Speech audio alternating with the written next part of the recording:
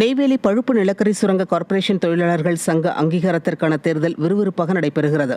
இந்த நிறுவனத்தில் நிரந்தர மற்றும் ஒப்பந்த தொழிலாளர்கள் என சுமார் 15,000 பேர் பணிபுரிந்து வரும் நிலையில் 4 ஆண்டுகளுக்கு பிறகு தற்போது அங்கீகரிக்கப்பட்ட பேச்சுவார்த்தை சங்கத்திற்கான தேர்தல் வாக்குப்பதிவு காலை 5:30 மணிக்கு தொடங்கியது. அண்ணா தொழிலாளர் ஊழியர் சங்கம் உட்பட 6 சங்கங்கள் போட்டியிட்டுள்ள இந்த தேர்தலில் நிரந்தர தொழிலாளர்கள் 6,576 பேர் வாக்களிக்கின்றனர்.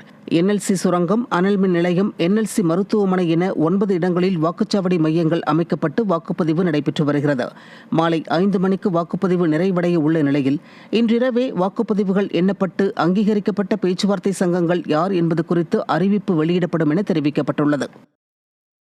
அண்ணா தொழிற்சங்க பேரவை கனரக பிரிவு NLC அண்ணா தொழிலாளர் ஊழியர் சங்கத்தினுடைய நிர்வாகிகள் மிக சிறப்பான முறையிலே வாக்குகள் எல்லாம் சேகரித்தது மட்டுமில்லாமல் மாண்புமிகு புரட்சித் தலைவி அம்மா அவர்கள் இந்த NLC நிறுவனம் தனியாரிடம் விற்கப்படுவதை 13ஆம் ஆண்டு அம்மா அவர்கள் முதலமைச்சராக இருக்கும்போது ஜூலை மாதம் இதில் 5% பங்குகளை வாங்கி தனியாரிடம் தாரவேற்கப்படுவதை தடுத்து நிறுத்தியவர் புரட்சித் தலைவர் அம்மா அவர்கள்.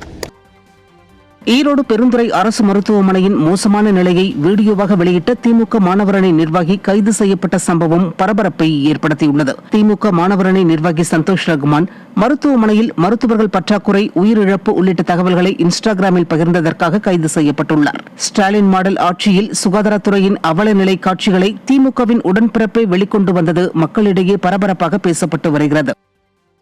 ஆஸ்பத்திரியில் நரம்பியலுக்குன்னு தனியாக டாக்டர் இல்லை, இதய நோய்க்கு இல்லை, பாலியல் சம்மந்தப்பட்ட நோய்களுக்கு ஆள் இல்லை.